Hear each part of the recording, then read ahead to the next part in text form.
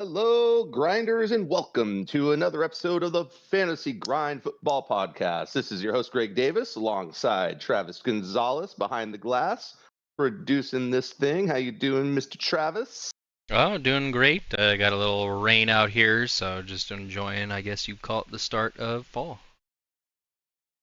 Yeah, awesome. Yeah, we had a little dust up here over the weekend as well, and it looks like they're getting a little nor'easter back east too. So fall has well, I it's think here. I think so. I think it's official. And thank you for joining us on this lovely Monday, right before the two big Monday night football square off matchups between um, the got Bears Commanders tonight in the later game, and Buffalo visiting the Falcons, who are coming off a bye. So got a lot of good action left, but of course, week 6, the whole Sunday slate had a lot of different kinds of action as well. So we're here tonight to run you through some current events, including just headline news, injuries, early waiver reports. We're going to talk some early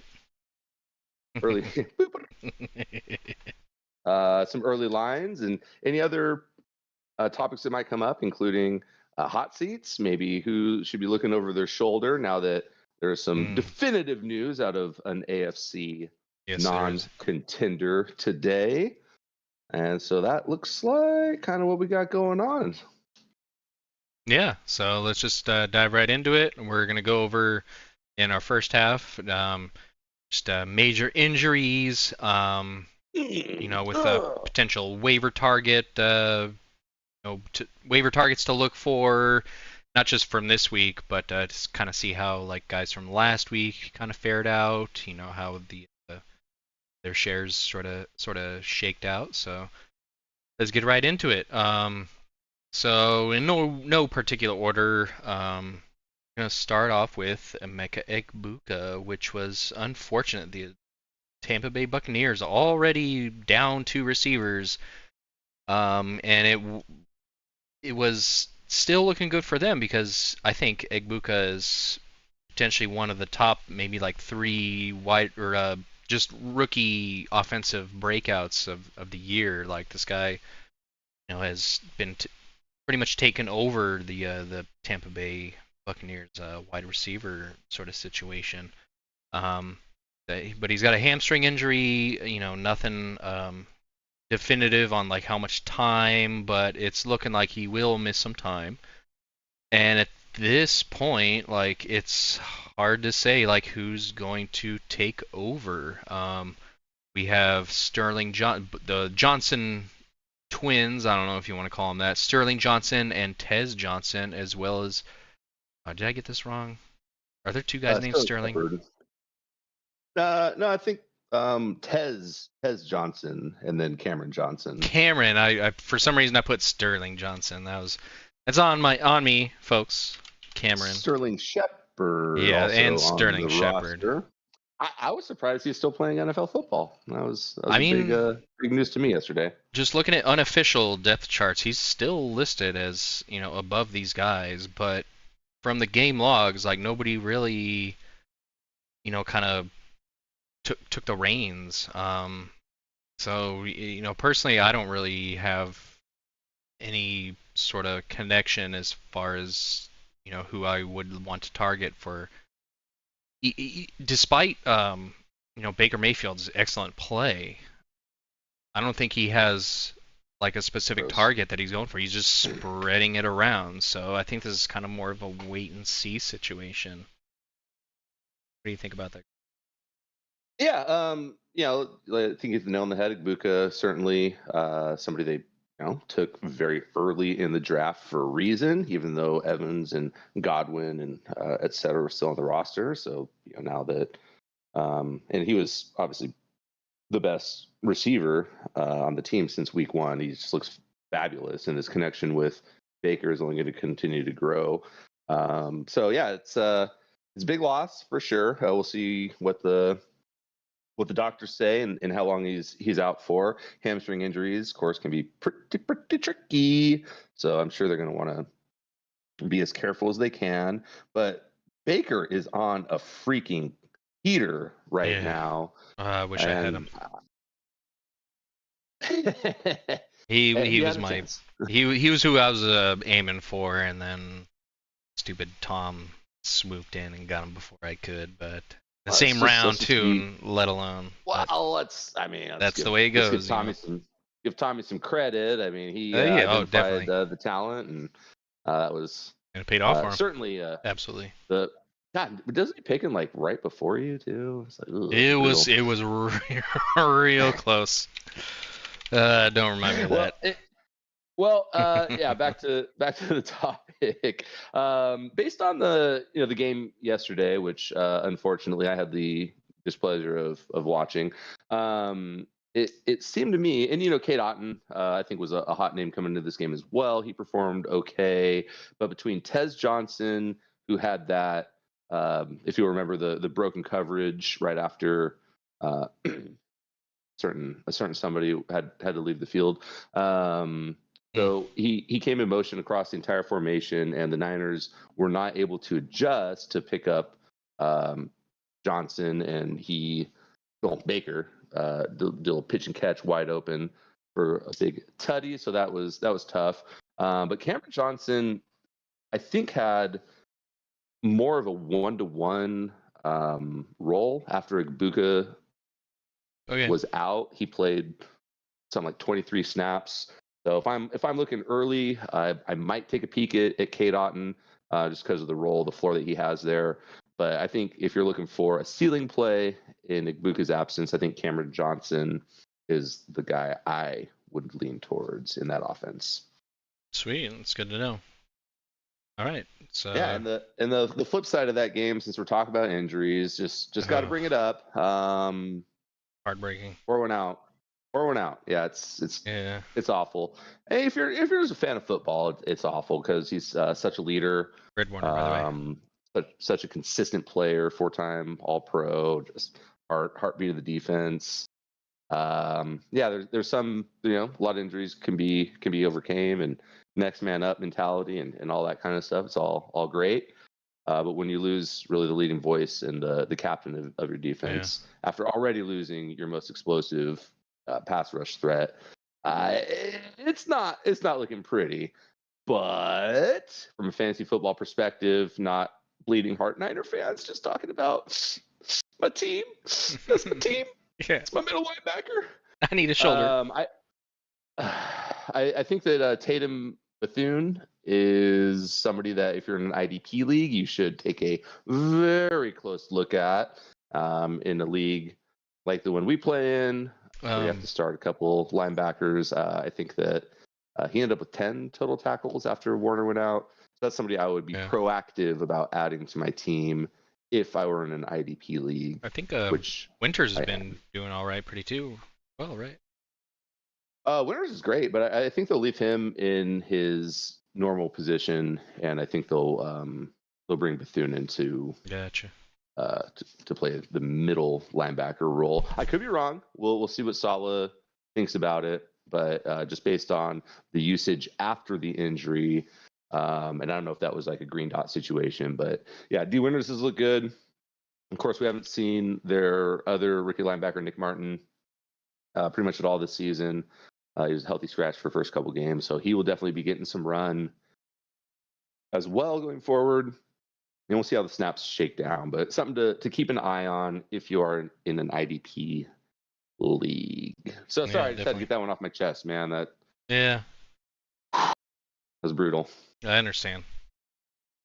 So let's just move on from that. Up next, we're looking at the doesn't appear to be a major injury, but he's going to miss some time, is Puka Nacua. This guy's been used frequently, for the passing game, but I think with him out, obviously the next up is Davante Adams, but I mean there's still like a high passing team where you're not looking at Davante Adams being on the waiver wire. I'm pretty sure he's rostered in almost every league. Is Yeah, there if he's any? on the waiver wire, just like whoever's in that league should be fired. Yeah, yeah, you got a taco league right there. But yeah, I Yeah, don't. it's wheels up.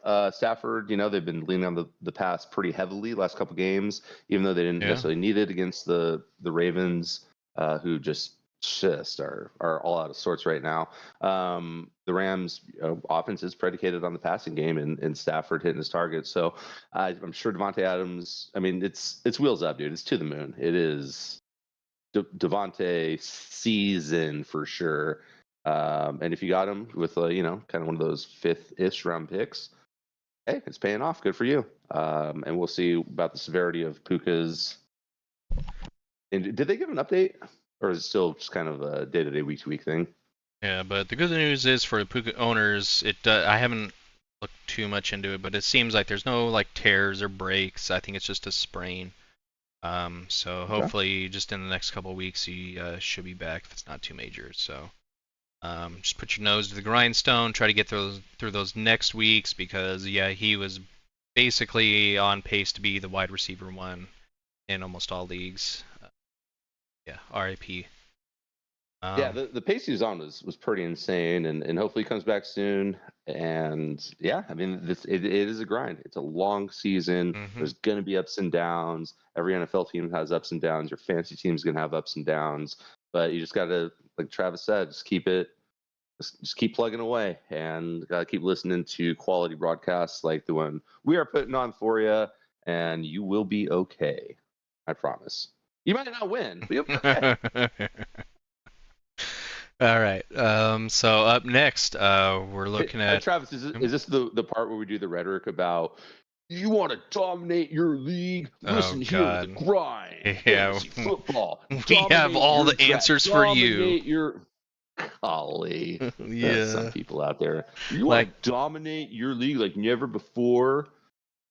it's like Stupid. I hate that word injuries, now. bullshit.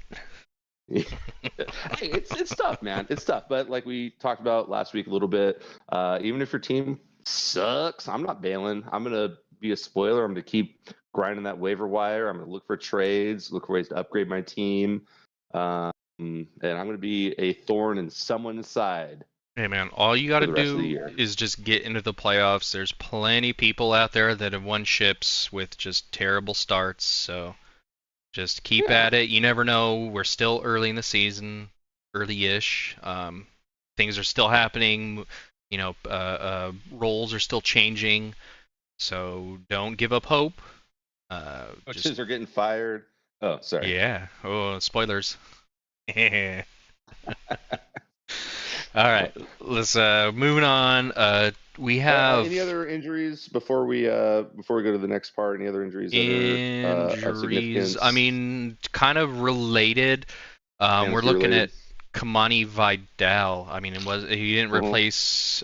He was a replacement for an injury last week, but it seems that he has, kind of taken over the backfield. I believe he was on the field for 80%, close to 80% of the team snaps. So if you're able to snag him, then good for you. But if he's not, or if he's not rostered currently, he's definitely somebody you want to look for some depth on your roster. He had a Yeah, big game. absolutely. Yeah, and it's gonna be interesting to see if or when Hampton comes back, what the roles in the backfield will be. The rhetoric coming out last week was Haskins is going to get the first crack at it. Of course, he did get the first Yeah. series to himself, didn't do a whole lot with it. Vidal didn't do a whole lot with his first series either, and it kind of went back and forth until Vidal's second series when he broke off that long run and seemed to kind of inspire him to go have a career game against me, I mean, which is cool. that also goes to show you that like you can't always take the word of beat writers and stuff like that. You got to wait till kind of the game shakes out. Like you said, the Haskins was kind of the guy that was at least foreseen to be the take the majority of the snaps, but I mean that's not how it played out. And look what happened. He had Vidal had a fantastic 100, game, like 100 plus yards, had the 22.8 like, points, number whew, 7 running whew. back. So I mean, that's about as good as waiver wire pickups get, week. So Oh, speaking of other waiver wire pickups, who are you looking at for this week besides Vidal if he happens to be taken? I'm one of those not in my league kind of guys. I'm not really. But who else is looking tasty on the waiver wire? there's still a handful of guys. I think the highest upside with the least amount of rostered is Kendrick Bourne. I mean, you got the Okay. 49ers receiving core just totally depleted, but I mean, they're still the type of team that doesn't rely on just a pure superstar to get things done. It's all kind of scheming, and that just results in Kendrick Bourne the last 2 weeks he finished 6th last week and then 10th wide receiver for the 49ers, and I think he's only in 26% of leagues. Still wow. very low, so I mean he's definitely an option if you're depleted on the wide receiver situation. But I mean, this is still up in the air as far as when Pearsall and Ayuk and everybody's coming back. But for if you need somebody, especially with like bye weeks, coming up or happening right now, I think he's definitely a good guy to keep an eye on. Sure. Yeah, he had that drop early in the game, but Max Jones went right back to him on the next play. Had an explosive play after that, and he was clearly the read that Mac Jones felt most comfortable with going up against that defense. And as you mentioned, with so many targets being out, I think Kendrick Bourne is definitely somebody that you should have on your radar for sure. Now, that being said, Mac Jones and Kendrick Bourne did have a couple seasons together in New England. Does Really? Did that not know that. change the calculus if Brock Purdy comes back? When Okay. Brock Purdy comes back? Yeah. In your I mean, mind. still remains to be seen, but who do the Niners have? I mean, obviously Christian McCaffrey is always an option. Marcus Robinson was the other top target. Then he had a pretty nasty drop also before again Mac Jones went back to him on the next play. Tongus, or as the guy on Sunday was saying, Tongus. But from what I've heard, that Kittle could potentially come back in week 7. So I mean, that's also another thing to consider. But as far as just the pure, kind of flashed a little bit. Yeah, the pure wide receiving core, you also got Juwan Jennings. But from the tweets that I've seen, the guy is playing with 5 broken ribs, a hurt shoulder, and a high and a low ankle sprain. So I don't know how this guy is even on the field right now. But I don't think with that laundry list of injuries, I don't think he's going to be anybody to worry about as far as like eating into fantasy production. So I still think Kendrick Bourne is worth taking a look at for your. I absolutely think so too, and he has a familiarity with Shanahan's offense, obviously being with the Niners prior to his dalliance with the Pats. So yeah, Kendrick Bourne, great pickup. I think. The Purdy thing's kind of weirded me out, but I like it. All right, and any other receivers on the early waiver wire that you're kind of looking at? Well, I think your best shot at getting a guy is Kayshon Boutte. Like I know he was picked up early in the year just for his decent production in week 1, but he hasn't hit double digits. So he had you just can't quit the booty, can you? But I mean, just the amazing production that he had for the last week, it's going to put him wide receiver 3 in PPR leagues. Only 7% rostered all around, so he's definitely a guy you can target. And the question, I guess. Yeah, I mean, sorry, go ahead. A lot of people were pegging Drake May as a breakout fantasy candidate. I think he was pretty high on yours and a lot of other people's quarterback lists. Oh, he has been. I think he had 3 touchdown passes in the first half last week or yesterday. Yeah, it was widely considered a true breakout candidate this year, and of course, go into that, see the draft cycle, thinking, well, if he's gonna blow up potentially, then who is going to be the beneficiary of that? And it was very ambiguous early on. I think that Stefon Diggs probably still the target leader and probably will be. Yeah. Boutte only had 5 targets, I believe, but he caught all 5 of them, including 2 scores over 20 yards. So I think that he's certainly a boom bust type player, unless he starts getting a little more consistency. But the booms are very boomy, as we saw last week with 20 plus fancy points and the 2 long touchdowns. And they also have Tennessee coming up next week, so weak defense. I think that could be another opportunity. So yeah, Diggs is good too. He had that was it the ghost offensive pass interference kind of call that took away that long pass. But he's still only, at the same time, only had I think just a 3. Yeah, it looks like 3 targets. So but you're looking at Stefon Diggs also being rostered in 93% of leagues. So as far as waiver targets, I think that definitely makes Boutte somebody you want to watch for sure. Just remember, when you take this advice, gamers out there, all you grinders, and he has a bust week, don't overreact and just drop them and rage drop and send Travis all these hate mail and shit. All these very, very divisive texts. It's a long season, as we alluded to earlier. So if it makes sense for your roster, you need a little upside. I agree. Boutte definitely provides that.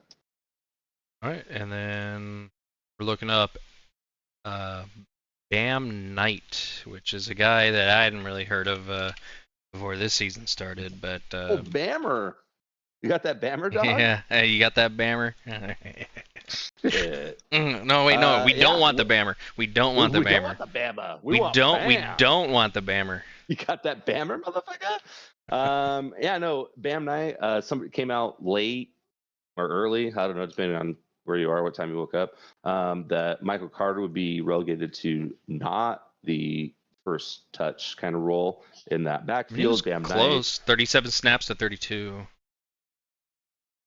far as production goes, I think Bam got the first couple cracks at the end zone, et cetera. But that news came out extremely late on Sunday compared to when the game was going to be played. So if you were desperate and had to add him and put him in a starting lineup, well, you were rewarded for sure. But what does that look like going forward? Well, you can see just that snap share. I think Amari DeMercado is kind of reaping the repercussions from his unfortunate, and it happens every single year. There's at least one where some guy breaks off a gigantic run and then happens to drop the ball trying to be a badass right before the goal line, and it turns into a touchback, going the opposite way. And DeMercado, despite that gigantic run he had, he only played 3 snaps this week. So I think the doghouse much. Yeah, so if you still happen to have him on your roster, I think it's a good choice just to kind of cut him for somebody potentially with higher potential.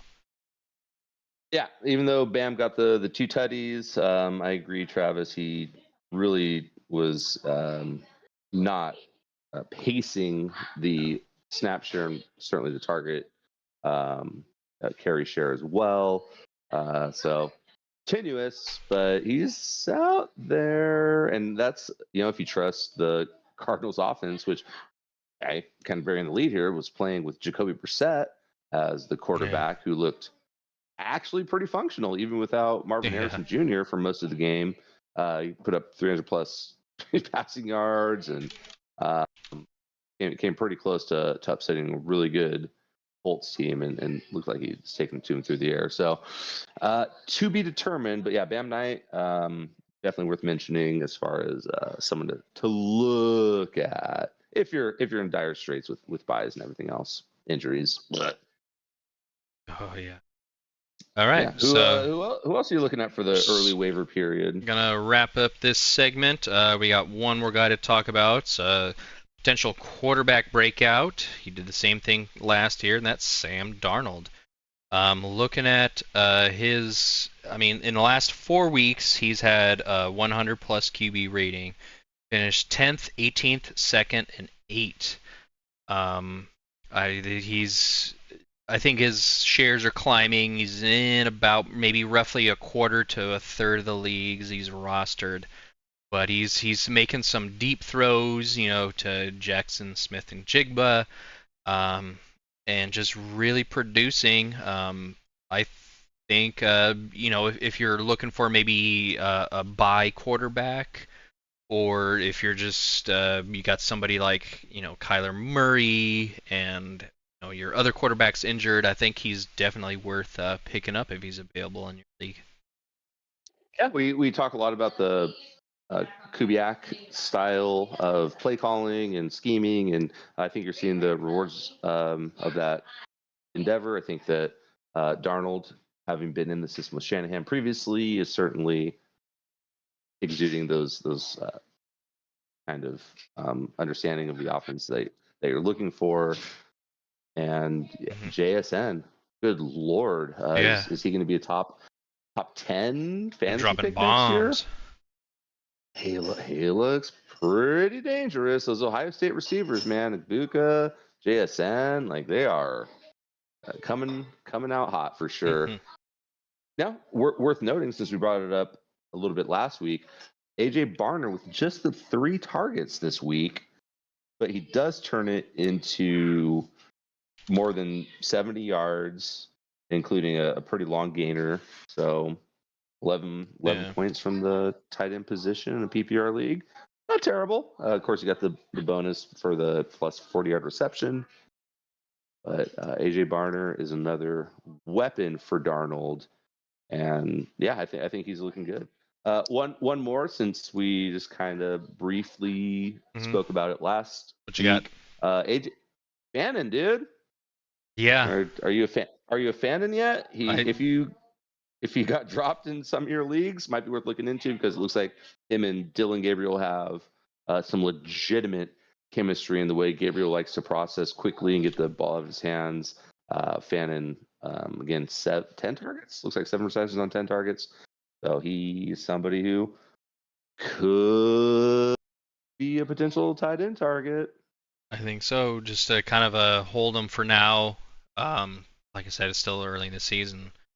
Has high potential. He's young, and yeah, he's definitely shown to be. I mean, he didn't get the touchdown, but I mean, 10 targets for a tight end is, you know, definitely on the high end. So I think I was high on him last week, so I'm just gonna keep going with that. He's only rostered in about 1/3 to 1/4 of the leagues, depending on where you are. So definitely keep an eye on him if you're in need of a tight end up. I think he's got a lot of potential. Yeah, and they're getting absolutely just pantsed by the Steelers in that game.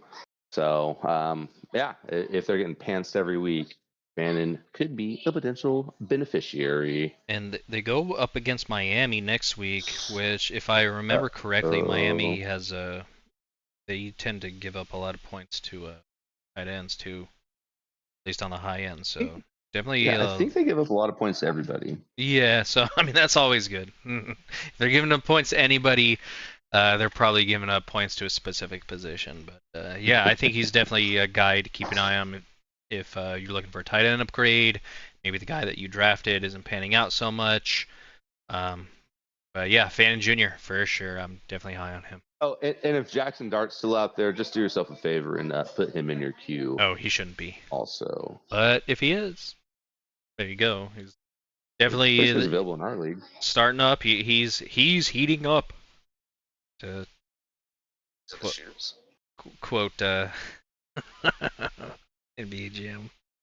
All right. Anyways, there we go. That wraps it up, I believe, for our first half. We're just doing a couple halves this week, make it nice and tight, like a toiga. Um, so yeah, up next, we are gonna be talking about some of the hot seats that are happening around these leagues. Maybe not even just coaches, but just different positions too. So we'll be Mhm. back to you in about 7 minutes. All right, all right, all right.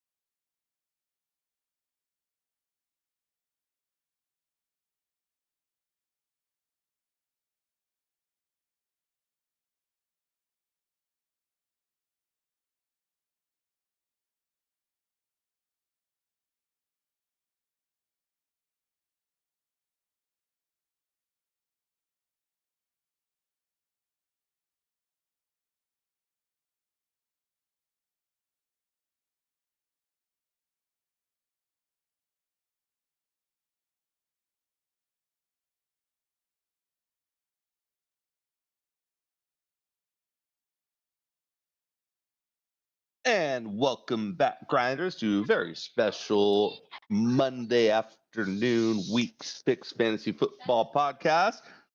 Big Chops Gonzalez behind the glass there on the other side. Yeah. And this is your host, the Gov, Greg Davis. So, hey, we had a really great first half here. And what do we got to kick off the second half, Travis?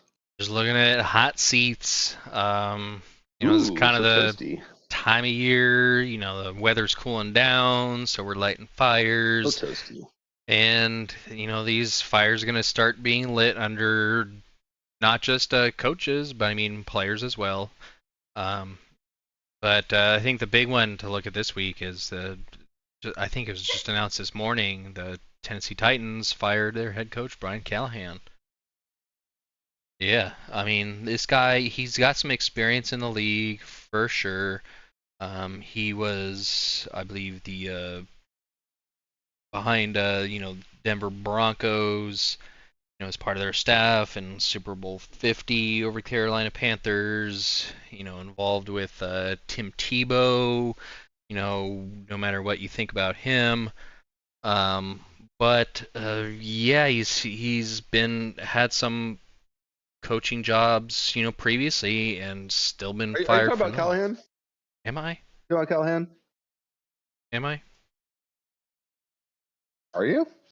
I don't know. Yeah, Tennessee Titans. Okay, the guy who just got fired, who's awful. Mm-hmm. Well, it seems like he's had a lot more better record, as a quarterback coach. Maybe just the head coach position just isn't for him. Is anybody going to take him? I mean, he's had some success as quarterback coach, but I think there's a lot of instances where you can see somebody who's great as a coordinator maybe doesn't quite work out as the head coach for a variety of reasons. I mean, offensive coordinator for the Bengals for 2019 to 2023. He was doing some right there. Could you screw up the? But he didn't. Chase, Higgins, Burrow, trifecta. I mean, that'd be pretty bad if you could. True enough. All joking aside, Brian Callahan, bye-bye. Thanks for playing. And this is one of those guys whose dad was a head coach for a long time. Maybe famously, whatever you want to say, took the Raiders to the Super Bowl against the Buccaneers back in 2002 or 2003, and son of, that was his dad, Bill. So son of Bill, and he's a kind of a lifer in the football ranks.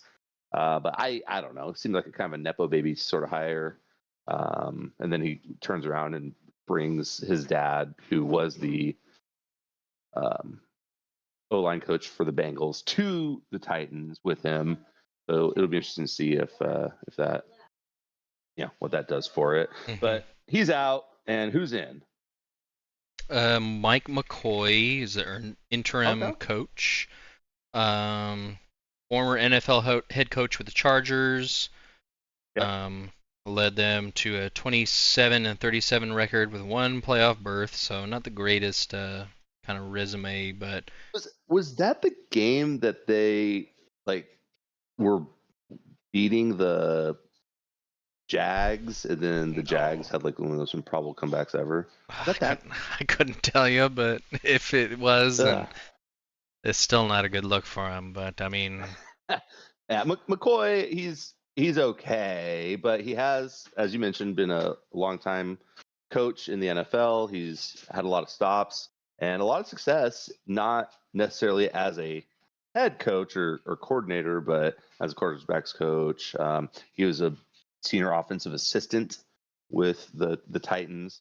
But now, with that all being said, how do you see this offense or defense or this team changing with a new person in charge? Well, I mean, didn't Ridley got hurt, so I mean, just looking past that, you're looking at Io Manor. He was definitely a target for called like a waiver wire pickup the last few weeks, but he really hasn't produced just because the entirety of the Tennessee Titans team hasn't produced. Oh, terrible. I mean, you're looking at we got Tony Pollard also hasn't really produced. Looks terrible. And then Spears coming back. He's coming back, so I guess that's the only shining spot. But there's so much that's being shaken up and changes being made.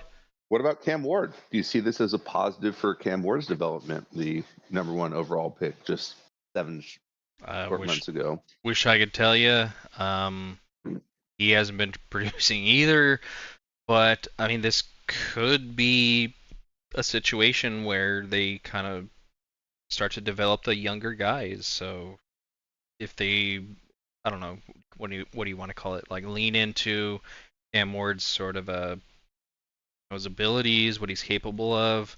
There's potential there, but it's still way too up in the air for me to kind of call at this point. Fair enough. Obviously, he has been the senior offensive assistant since the draft or before the draft. So he probably had hand in choosing Ward, and we'll see if Callahan was just doing him a disservice or if he is just a little more raw than the Titans thought he was when he got drafted. All right, so big news out of Nashville, out of Tennessee, and Mike McCoy's got the reins now. So we will keep tabs on it and the fantasy output of each of their assets going forward. But right now, I wouldn't trust any of them. Nope. I was on record last week saying that they were going to beat the Raiders. I was wrong.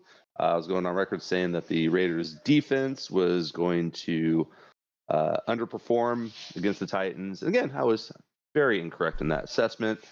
But we'll see if Cam Ward continues his turnover-worthy ways, or if some new voices are going to help him succeed.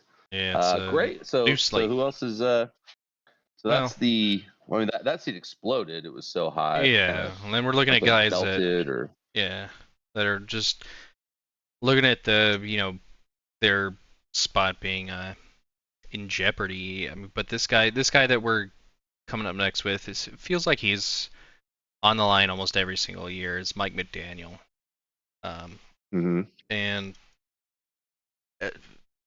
just as high as he was on like all these hot seat lists last year, like I don't really see, not to say it's the right decision by Miami, but I don't really see him kind of going anywhere.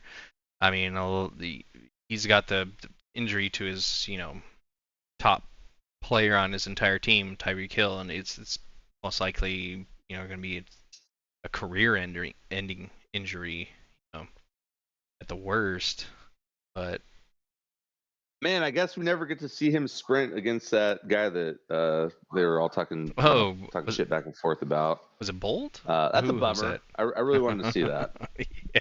Well, that definitely ain't happening anymore. Yeah, he's got his knee held together by duct tape and 10.1 chewing gum. Yeah, sprint speed is probably not going to be there when he comes back. I don't think. But yeah, I think Mike McDaniel. I think the temperature is cooking on his seat, and not just the performance on the field, but how about Tua taking shots at team leadership? Yeah, I remember that. Yeah, just apparently people aren't showing up for like films, and it's just not a good kind of culture. I think that reflects pretty directly on the head coach. We've already heard rumors over the offseason about lack of accountability in the locker room, players getting different treatments. Tyreek Hill famously last game of the season last year refused to go back into the game, and they kind of swept that under the rug. There wasn't any real consequence for that. He showed some contrition and said, I want to be here, this and that. But I think actions speak louder than words. And when you saw Tyreek just refusing to go play in the game, and then thusly, afterwards saying he was done with Miami, going to leave, all that, It didn't seem like they handled that appropriately to me, and it seems like Tua maybe didn't think that either.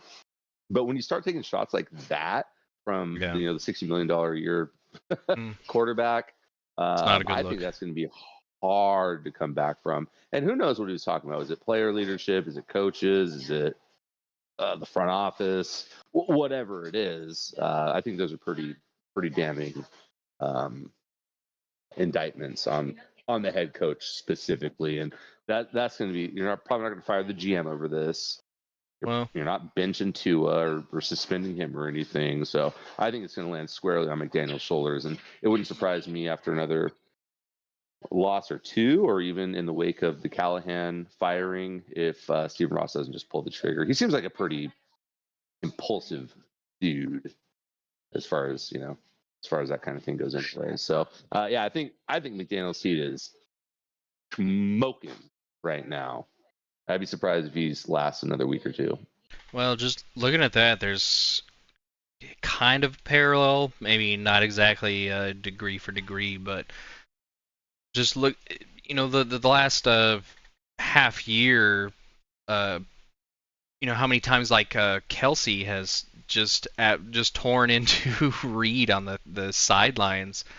Like, how much do you think it's because he's just a top name player that like there would be pretty much a revolution if you were to do anything to him, as compared to like what he's actually capable of? Because I mean, looking at just last game, or just even this season, like Kelsey hasn't been the same guy, but he's got that name.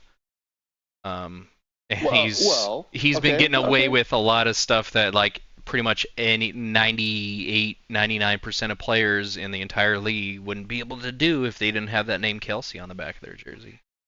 Well, let's think about this for a second. That stuff is happening in the open. Yeah. But what do they say after the games? Oh, I'm not watching any. They say everything, competitors being competitive, wanting to win. NFL sidelines are hot. I think that, when it takes place there, and then them coming after the game and saying, hey, it's we're good. It's we're just in the moment, heat of the moment kind of thing. This is a press conference after the game is over. Yeah. And they were getting in each other's faces at the sideline. And it wasn't again necessarily about McDaniel. It just said leadership. And that could be pointing the finger at himself too. He is a leader as the highest paid player by a lot on that team. I don't think it was, but it could have been a deprecating shot. But again, it's like the context of when it's happening in a press conference after a very, very tough loss to the Chargers, a game they really should have won. A Herculean effort by Herbert to not go down in the moment, have the wherewithal. You see him like move the ball to his left hand and then back to just to avoid that paw coming up at him, and then find McConkey. McConkey having. This is also despite like despite the sort of the injuries they have on the offensive line too. Of course it is. Now. Yeah, so it's a tough game. I'm sure emotions were really fraught after that. They dropped to 1-5, a minus 40 point differential in the 6 games so far this season, and the only team they beat was the winless Jets, which is kind of part of the course. I think we've talked about this over the years, where the McDaniel coach Dolphins won the games they were supposed to win and looked pretty good doing it, but against tougher competition they wilted. And I think that's their identity at this point with McDaniel. Right or wrong, I can't say, but I just think that based on what I'm seeing and the results, that's just the narrative now. So yeah, I think he's still kind of coasting on that goodwill that he got, what was it, the 3-4 years ago when he had Tyreek Hill had his career year, and he had Achane and Mostert, both being just as productive as they were. So yeah, I think his time's still running out for sure. Yeah, I think he's toast. If he finishes up the season, I will buy you tickets to a Giants game next year. Sounds good to me. All right, who else? Who else is on the old hot seat? Looking at, I mean, from kind of media perspective, I guess. Next guy that's expected to be on the cutting block is Kevin Stefanski, Browns. Yeah, two-time coach of the year, Stefanski. Been gifted literally nothing from his front office, the GM position, the ownership, the way they brought in Deshaun Watson and that whole debacle. He was still able to, which basically ruined the contract sort of situation for all quarterbacks for years. Just setting a disgusting, seal or Well, Travis, I think the owners addressed that, under the covers, so to speak, when they, there was the alleged collusion, which led to the NFLPA's, executive getting relieved or resigning. Bullshit. But we all know that after that happened, all the owners said, we're not fully guaranteeing anybody's contract again. This isn't the NFL. This isn't the MLB. Oh, geez. And I know, isn't it crazy? It just sounds like they're swinging way too far to the other side and just not finding a moderate middle ground. We did this, and it's the kind of one of the worst decisions ever. So obviously the opposite decision. It was one of the worst owners in the league, the Haslams, making a terrible gamble, and then it blown up in everybody's faces. And now the NFL. Oh yeah. Oh, don't ask Roger Goodell because he's going to say it never happened. Any ripples for but the collusion is insane. But that's where they're at. And so yeah, is it Stefanski's fault? I don't know, but he had Baker Mayfield on his team a couple years ago. Was it his fault that they didn't get to have any postseason success or that's even a deep regular dive season success? Deep dive right there. Is it? I don't know, because that preceded the Deshaun Watson debacle.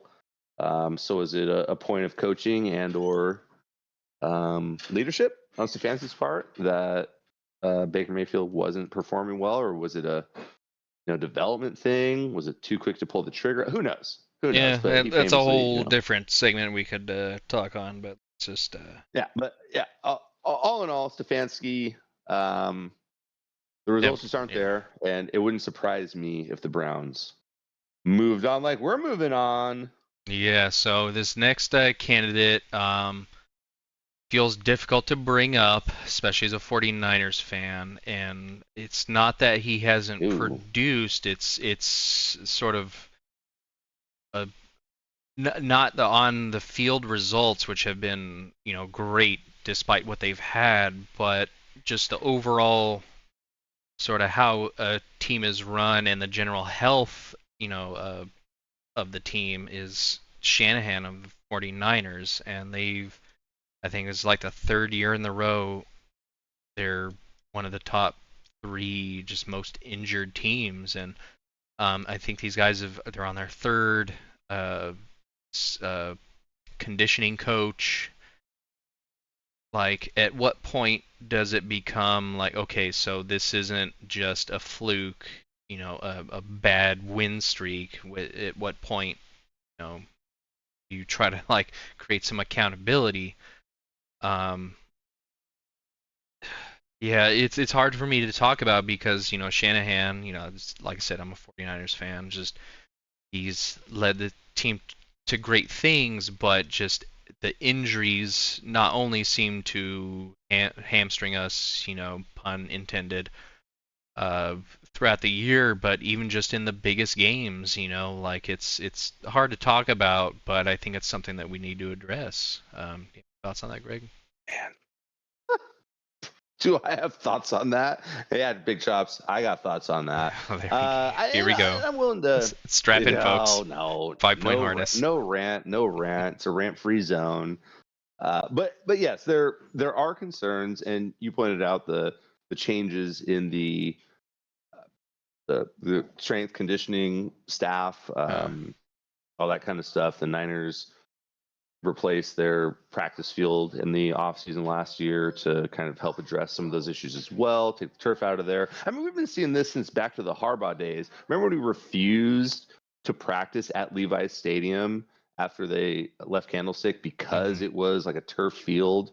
You look at Bosa's first injury that happened at MetLife, which is notorious as being one of the worst fields for injuries in the entire league. Malik Neighbors can attest to that, and as can numerous other players. So yes, I do think that there could be something to the conditioning thing, the strength training, and the way he runs practices. They're notoriously one of the toughest, hardest environments in the league, and they have super high expectations. But like Fred Warner said after he, his ankle broke on the field, he said, the standard doesn't change, and I think that. It's football. It's injury luck. Like, things happen, and I don't know. I don't know if there is a way to quantify this as a systemic issue. It really isn't. And do I want my players playing like they practice? And if we're practicing at half speed, I don't think that's the right way to do it. Now, I don't have intimate knowledge of what other teams are doing on Thursdays, say, versus Kyle Shanahan. And I do think that, you look at the Christian McCaffrey leading the league in touches at 130 going into the game on Sunday. Yeah, I think you're also looking at one of the worst running offenses in the NFL as well. Hey, they got that rushing touchdown. Yeah, they're first. Finally, 6 games into it. But okay. Is that more so because you're putting together one of probably the lowest graded offensive lines in the league, including a number of people who, even when they were starters, were like undrafted or 6-round picks or whatever it was, outside of Pooney and Trent Williams, of course. I think there's just been a dereliction of duty on that side of things. However, that all being said, the question you asked was about Shanahan and the injuries, and I just don't know. Do I think that the Niners practicing on the spongy ass UNLV practice field before last year's Super Bowl had an effect on the big ACL, on the injuries? Look at it. One of our defensive assistants broke, tore a ligament on that same night. He was even practicing. I think it was just a crummy ass fields they had to play on last year. Had something to do with it. I think turf has a lot to do with it. I think randomness also has a lot to do with it. But you make a good point. Randomness should be somewhat evenly divided. There are themes and data. I think I haven't dug into it. Maybe we'll get our leading expert on NFL injuries on next week. I don't know if we have one, but we'll find one. Yeah, we'll find one. We'll find one. What's that? Yeah. Safani Bell, I think, is a Niner fan, so maybe she can clue us in. But yeah, I think there's a lot of randomness, but it's been a couple years now, and it seems like it happens to the biggest players. So I don't know if it's overuse. I don't know if it's the practice conditions. Like it's just an outlier or what? But it's hard to digest. I don't think it's Shanahan. It might be. He doesn't have a fire. It's just the kindling possibly has been kind of lit. Yeah, it'd be interesting to see what obviously he takes a lot of the qualities from his father, Mike Shanahan, who had been head coach in the years in the NFL ranks for a long time. And do you remember when they had when they were in Washington together and they had a rookie quarterback, Robert Griffin III, who was having like one of the best rookie quarterbacking seasons ever, but they kept running him square into the line, and then come the playoffs, he ruptures an ACL or whatever it is. Is it an overuse thing? I think that's probable. But I don't know. I can't say. Yeah, I mean, we're not coaches in the Actually, NFL. we So we do play in a league with a doctor, so maybe we can ask Corner yeah, dude. in this next week. Maybe he'll come on with us next segment. Was that transferred to a MD title? Anyways. So yeah, that's just something I wanted to bring up. Just Yeah. I know it's hard too, but I think everybody's thinking it, especially It's a Niners fair fans, point. So, yeah. Fair point. As much as we don't want to actually face the issue. Anyways, up. Well, Got something else? no. Who we got? Yeah. Kind of turning the tables. This maybe not be a hot seat, but we have the head coach of the New York Giants, Brian Daboll. Seems to be turning things around. Got his new quarterback situation, and they just beat the what's called the reigning Super Bowl champions. I mean, that was like it wasn't a fluke or anything like that. They just controlled the game. Just almost no run production from the Eagles. So it seems like he's doing something right. So I think on the inverse of the hot seat, this is about his seat's definitely cooling off. So I say kudos to Brian Daboll. Yeah, he had one. Can't believe they signed two quarterbacks and then drafted Dart. But he had. This was it. This was his last chance. He pulled the plug on Wilson early in the season, even after he had a pretty decent week 2 performance. And Jackson Dart was kind of the last ace up his sleeve. He played it, and it's mostly been working out for him. He had a couple turnovers against the Saints. I think that led to the poor result there. But against the Eagles, he looked pretty good. Put himself in danger with with the runs and everything. And obviously, Scatterbo was able to convert on 3 short touchdown runs. But yeah, I think that Daboll's bought himself a little bit of a lifeline. It's kind of like in Sonic when you're underwater and like you're about to run out of life, but then you find like that one bubble. You're like, bloop, bloop. Now you've like all of a sudden got like full health, but you're still kind of underwater. I think it's like that. He's looking to get out of the underwater maze, and perhaps if the Giants finish in contention, which is a dubious claim based on their crummy defense, then it could get a little cooler, but coming into the season and even the first 3 weeks of the season compared to now, I think Daboll's seat is a lot more manageable. I might even wear shorts on that seat, so it won't burn my little hammies back there. Okay. All right. And actually, on the other side of that game, we have the Eagles offensive coordinator Patullo. Yeah.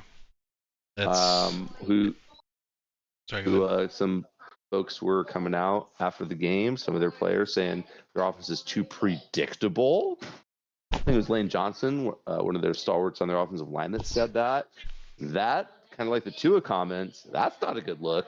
And I think that's straight shots across the bow. You have AJ Brown, who is diva-ing it up over there, and saying this wild things on the social medias and in interviews.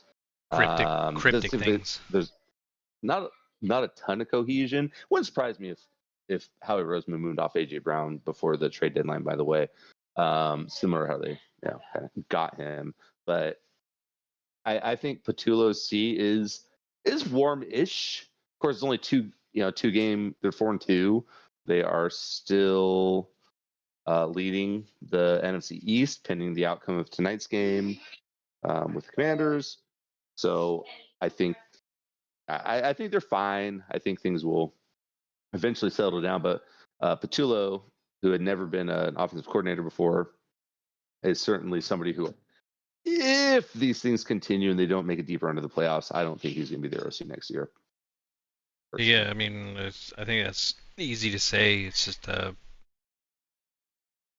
I mean, you're the Super Bowl reigning champions, with the top running back of, the year last year, and then all of a sudden you get a new offensive coordinator, and then all of a sudden not just your running game, but you're also, I mean, they weren't exactly the biggest passing offense last year either. I mean, AJ Brown was, a good receiver, and Devontae Smith was barely serviceable. Now all of a sudden, like this year, they're just almost non-existent. Like that just raises a lot of questions for me. It's pretty bad. But you Yeah. remember last year also their head coach in the middle of the season was like flipping off Eagles fans at home after a win. Jesus Christ. And I think that his seat was very hot around Yeah. week 8, 9, 10 last year, and they rallied, came together, and ended up pulling off the feat of winning the Super Bowl. So a lot to be decided. It's a long season. That's why we grind here at the Fantasy Grinders podcast. Copyright. But Pending. yeah, is it a registered trademark or copyright? I forget. Trademark. No, No, it'd be trademark, okay. copyright. Trademark, I think, is for. I don't know how to Like it's been a long like time the- since I went to. The image that we business college. have when we have our image of the podcast, is that the trademark? I don't know. All right, so we'll I think it's leave it trademark. at that. Anyways, But yeah, Patullo. well, we got vibes one are more. Not high. One more Not high. hot seat. It's not exactly a coach, but just I think somebody that people have been discussing as far as like his production the last few years is Kyler Murray. I mean, especially for like a fantasy production standpoint. Just last year, I remember like there were a lot of questions, and he didn't really produce that much, and seems like he's kind of going the same way this year. Like he's not making great throws. He's just trying to make things happen that just aren't really gonna happen, and just a lot of flops. What do you think of Kyler Murray going forward, Greg? Yeah, never really been high on Kyler Murray. Even coming out of college, I thought that he was a little undersized for the position. Relied Should have gone to the on his A's. legs. No. Guaranteed money? No. Well, guaranteed money after he spends 5 years in the minors, please. How about getting drafted in the first round overall and you're guaranteed literally your entire rookie Come on. How many millions of dollars do you want? I This is probably some want more than remaining fewer. remaining bitterness on my part. That's another story. Yeah, so I think that his I think he kind of is who we thought he was coming out of college and making that transition to the NFL. I think there's exceedingly few examples of quarterbacks of that stature and that skill set that really thrive in the NFL. You name a handful of them maybe, but over the long haul, sustained success just isn't there for them. And once he hurt his knee a couple years ago, I think that the mobility aspect was taken away. It's just really easy to key in on what he's trying to do, and how many batted passes does he have because he's just so little he can't see over the line. He's a little guy. He's just a little guy. He's just a little fella. He's a little guy. Which isn't his fault. It's the Cardinals' fault for drafting him and pretending that he's something he wasn't ever going to be. And maybe that was Cliff Kingsbury's influence. I couldn't tell you. But yeah, I just don't think he was ever built for the position. And if you're going to get some fun games out of him, great. But I think that we're seeing the limitations as they, were always supposed to be. And this game that he missed, Jacoby Brissett comes in. Jacoby Brissett, of course, has played for. Has he played for all 32 teams yet? It seems like he's been on every roster ever. So, and he comes in and throws for 300 plus yards. They make a super competitive game against one of the top teams in the AFC, who everybody's just been looking at and with awe and wonderment about how they're able to bring in somebody like Daniel Jones, who's a cast off, and be able to excel with him. And I think that the game that Brissett played is something that Kyler Murray should be worried about. I don't think that they're going to make that decision based on one game. We'll see if Murray can even come back this week with the foot injury. But as we mentioned on the last podcast, the foot injury is significant for Murray, potentially more so than some other quarterbacks, just because of how much he is reliant upon scrambling, getting out of the pocket so he can actually see downfield, and also taking off and on design runs and things like that, which were supposed to be coming into the season something they're going to rely on a little more heavily. But long story short, Kyler Murray, do not trust him. Will not trust him as a fantasy asset. Definitely not. And I don't think they're going to bench him in favor of Brissett. It's not now, but a couple more stinkers. They could. They certainly could. And I think that Gannon, their head coach, also will be kind of feeling some of what Daboll was feeling, where if the team isn't doing what they're supposed to be doing. Yeah, I mean, there were a lot of people were high on them last year, but yeah, it seems like that sort of it's fallen off. Sure. Yeah. So I think Gannon's seat is just as hot as Murray's, and he may make a Daboll-esque move and go to Brissett, but I definitely don't see that happening for a couple more weeks. And the NFC West has been super competitive. Yeah. If you look at, you got to see like how that situation plays out too. So if you're a contender, then you don't want to make too rash decision. Yeah, Cards are 2-4, but everybody else in the division is 4-2. So that if they're out early, it might be more of a let's not what we have in Kyler Murray kind of situation. That's what I think on it. For sure. All right, excellent. Yeah, and just now that we're looking at like point differentials and stuff, I think it's really interesting if you look at the AFC North. They're the only division in the league with 3 of the 4 teams with a negative point differential. Of course, the Steelers are running away with the division at 4-1 right now. Bengals behind them at 2-4, but obviously without Joe Burrow going forward. But the Bengals, -80 point differential. Ravens, -50. The Browns, that's the most surprising. -64. I can't believe great. That's still blowing my mind. The Ravens have a -50% or -50 points. Yeah, they got blown out by 20 points by the Rams yesterday. Obviously, the week before that, they looked like doo-doo. Conversely, the Niners, even though they own a 4-2 record, are the only team in the NFC West with a negative point differential. Yeah, it's modest. It's been tight games. It's modest. Yeah, it's modest, -3. But the Seahawks have a +49 point differential. The Rams +30. Even the Cardinals +3. Yeah, I think this is the sort of thing that'll shake out as you get more games under your belt. Unfortunately for the Niners, unless they can turn some around, which is hard to see at this point. Yeah, I mean, it's terrific that they banked 3 wins against divisional opponents, 1 each against every other team in their division. Going into the stretch here and going forward without Warner, but pretty surprising that they've only scored 125 points and they still have 4 victories. Pretty funny stuff. If you want to call it funny. I guess yeah. Let's call it funny. Funny, let's call it funny. That's the most positive spin. Abby normal. Abby normal. Yeah. Speaking of which, in the vein of Halloween, that puts us to our 2-minute warning. Yeah, that's it for our 2 main topics. We're just gonna kind of close it out now with some Halloween discussion. You have any? I know it's scary. I know it's super spooky, but that's a beautiful part of it. We forgot to bring it up.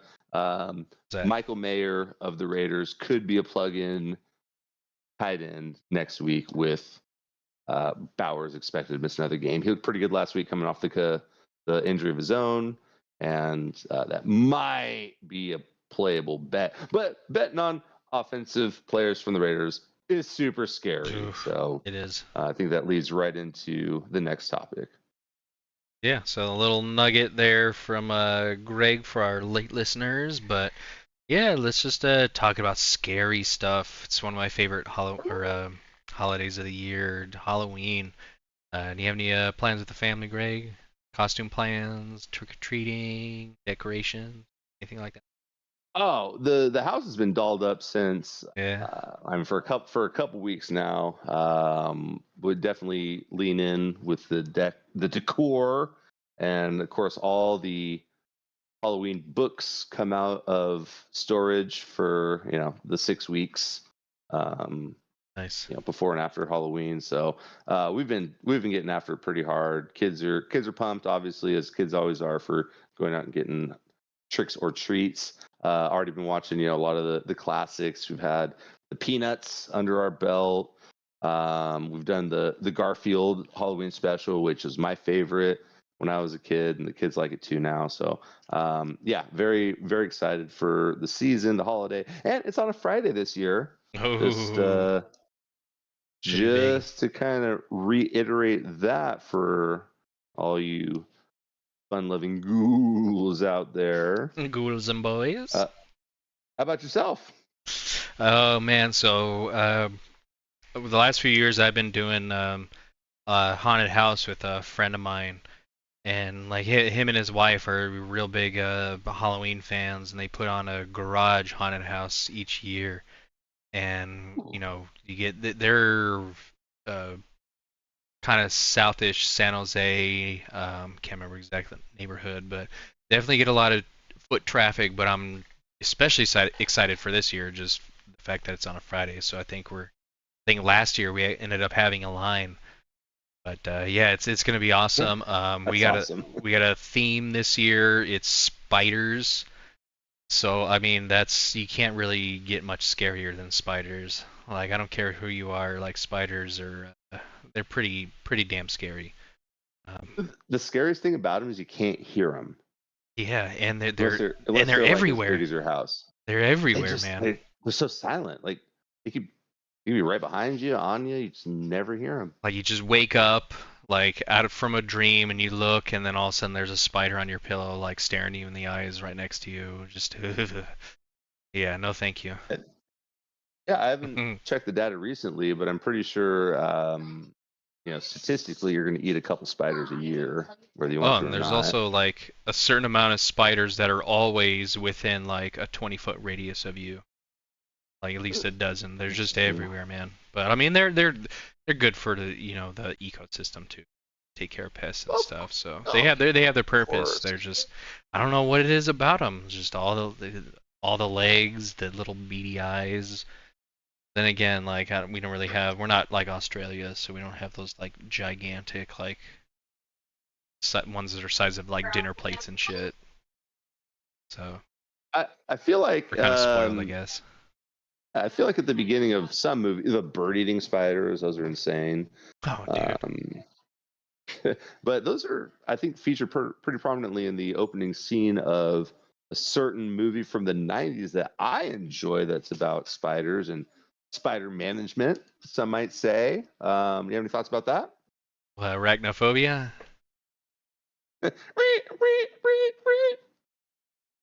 Oh, I guess I've never seen Psycho.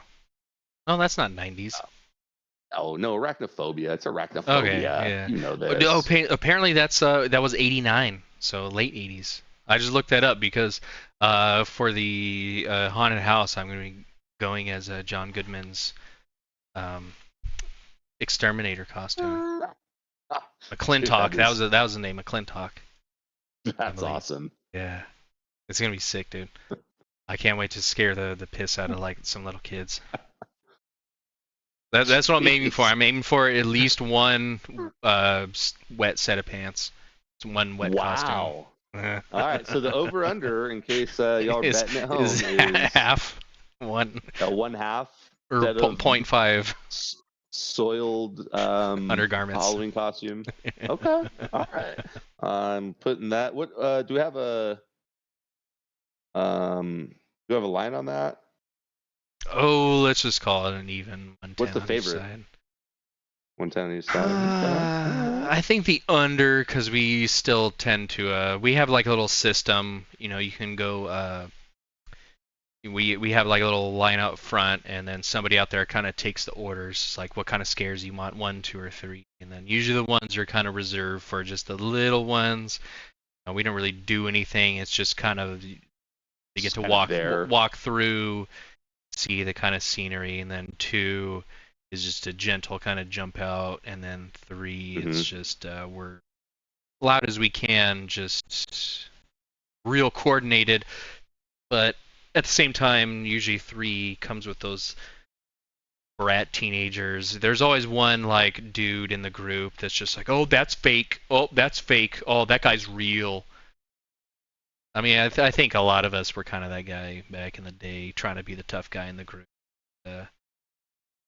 Once you get older, you kind of just learn to relax and just take it in and engage into it, you know, become scared, you know, like you may not actually be frightened, but still just, you know, put some effort into it. Not trying to be contrarian. Well, sounds like you're but those are the best ones to try to get to, so we got some plans. Chickens are coming home to roost. We got some plans. I don't want to give them out, but we have some surprises that I think will. I don't think you need to give those out, but if folks want to come and be scared by McClintock, Fawn Drive in San Jose. House. All right, Fawn Drive. Yeah, just San Jose. Follow the signs. You'll find us. It's a small little kind of through street. That's not too long. Only like a block or 2 long. So just head up to Fawn Street and or Fawn Drive in San Jose, and you'll find us for sure. All right. So if you want to get some live fantasy football reactions on this Friday night of Halloween in a couple weeks, just follow Big Chops' directions, and McClintock will tell you the sit starts and the teasers of that week. And before we go outside of Arachnophobia, any other Halloween movies you are have seen or excited to watch, or some of the classics, favorites in your household? You know, maybe not in my household, but personally, I was always a fan, and for the wrong reasons. It's not exactly Halloween related, but I always loved Sarah Jessica Parker and totally forgetting the name of it. No, someone where they play the 3 witches. What's her name's in there too? Hocus Pocus? Hocus Pocus, yeah. Dude, that is 100% a Halloween movie. It totally is, but I don't watch it because I didn't watch it because it was a Halloween movie. It's just Sarah Jessica Parker. It's just a great movie, which it is. We saw that with the kids on this weekend on Saturday night, and it was as good as it always is. Bette Midler absolutely crushes it. Whether she's singing the "I Put a Spell on You" or the way she really leans into the Winifred character. Yeah. But phenomenal. for me, you said Sarah Jessica Parker. It wasn't just her. It was certain aspects. Her face is kind of like a foot. Yeah, I was looking a little lower than her face. Yeah. Like when she's like bent over the broom riding it. Yeah. Let's move on from that. But personally, it's not a movie, but my favorite was, I don't know if you watched Pete and Pete, the Halloween episode of that, the Halloweenies episode. No, not you not never. familiar. Oh, yes, you gotta watch that. Obviously, the Halloweenies episode, highly recommended. Young Pete goes for the record of candy harvested in a single night in Halloween, and then older Pete gets terrorized by Endless Mike, and they're all wearing pumpkin heads. They terrorize the night. It's really great. I highly recommend it if you haven't seen it. Okay. I'm gonna throw out Ernest Scared Stupid. as one of totally my forgot about. favorites. Yeah, that's a good one. Been a few years. It's kind of difficult to find those that movies from that era, I guess, for whatever reason, Yeah. without having to pay for them, which pisses me off. But Ernest Scared Stupid is way up on my list. Nice. As a Halloween treat, and it's been a couple years, but I'm probably gonna go back to The Evil Dead. Not necessarily a Halloween movie, just a general horror movie. Just general horror movie. That's always. Well, which one? 1 or 2 or 3? I mean, 1 is basically 2. Like 2 is basically just 1 done better, and then 3 has kind of got its own. Yeah, little less campy, I guess. Campy's good though. I like campy in some ways. But the effects were better on 2, I think, also. Yeah, I think the budget was like camera 10 work times higher or something. But yeah, I think we're gonna go for 2, but I always reserve a special place for Army of Darkness, even though it's clearly the least scary of the the whole series. It's easily the funniest, and the one that the remake they did about 12 years ago, whatever it was. I'll probably try and employ that as well, just because that actually had a real horror movie kind of feel, and the nice camera work and everything was phenomenal. So one of my favorite franchises, definitely, and even though it's not strictly Halloween, something I enjoy watching. So hey, anybody out there, if you have a certain Halloween movie tradition, if you've got plans, still cool costumes, we're still a couple weeks out, so if you want to add to the discourse, feel free to hit us up on the chat line, the text line, the Discord server. All the premium content is also there as well. So please let us know what you guys are thinking. And obviously, the bears are orange, so that's pretty cool. They're and seem Halloweeny with their vibes. Halloweenies, there you go. But we do have the 2 Monday night games tonight. Yeah. Bills at Falcons. You said the Falcons are only 3-point dogs, 3.5-point dogs. Yeah, we're looking at. I don't. Who knows how the Lions go, but yeah, 3.5-point dogs. Against Buffalo too. So, I mean, they are at home. Mm-hmm. Primetime game. Typically, those are slightly lower on the scoring side, but yeah, I don't know, man. Like, this isn't one I'd really touch, especially with that after 3.5 point. Yeah, after Buffalo lost to the Patriots last week, which like that Thursday night game against the between the Giants and the Eagles, that familiarity with a division opponent. And in that case, a short week certainly I think played into it.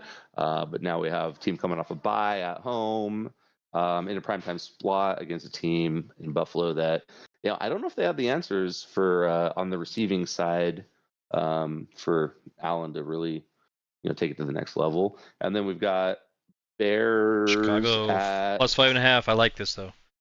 Ooh, you like Washington, or you like? Oh, Chicago. Chicago plus 5.5 for sure. Okay. Yeah, Washington has like one healthy wide receiver, kind of emulating the Buccaneers. So we'll see if Jaden Daniels can overcome that, and if Bill feasts like he did last week. Certainly a lot of great storylines to look out for in the Monday night doubleheader. Excellent. Yeah. Also follows my road dog low total after bad season. So. You got a close game, a widespread. Road dogs should be not as undervalued, or they're more undervalued than they should be. So, not to say they won't win, but I think it's going to be a closer game than the 5.5-point spread predicts. So, yeah, there we go. All right, there you have it, and that'll wrap up this special doubleheader Monday night edition of Week 6 with the Fantasy Grinders Fantasy Football Podcast. Big Chops, any parting words of wisdom? Just happy Halloween. Everybody have fun. Carve your jack-o'-lanterns because they look awesome. You just I know everybody had fun carving them back in the day, but if you haven't done it recently, do it. And it's just so much fun to just kind of look at just that glowing face with the glowing orange, and it's great American tradition. Keep it up. Yeah, I might go with kind of a classic Eddie Killers type motif this time. I just go for the straight up square teeth, triangle eyes, and triangle nose. It's classic. It works. You can't go wrong. Yeah. And if you haven't watched the Peanuts Halloween special or Garfield's Halloween special from 1984 or whatever it is, do yourself a favor, turn the clock back. They're only like 30 minutes each. I think both of them are on YouTube, or one of them is on like Disney Plus or whatever. But yeah, just get in the spirit. It is spooky season and also fall season. So the best of both. Oh, it's a great season. This is the trifecta. You got the fall classic, you got hockey season just started, and football season is in full swing. So this is probably the best time for sports right now. Speaking of baseball, did the I haven't been watching. Have not been watching. Oh, Mariners. Oh my gosh. 10-3 in the seventh. Yeah. Spoilers. All right. Cool. Well, yeah, I am for the next couple of weeks gonna be a temporary Mariners fan. Well, if they lose like next week, and then I don't know, might be a Blue Jays fan. Kind of hard to say. I like the Brewers. I'm gonna go for Brewers. Brewers, okay. I got nothing ABD, against them. Baby. ABD. Anybody but the Dodgers. All right, bud. Well, all right. For Travis Big Chops Gonzalez, this is the Gov Greg Davis wishing you guys a wonderful Monday night, and we will see you on the next episode of the Grinders Fantasy Football Podcast. All right, so long, folks.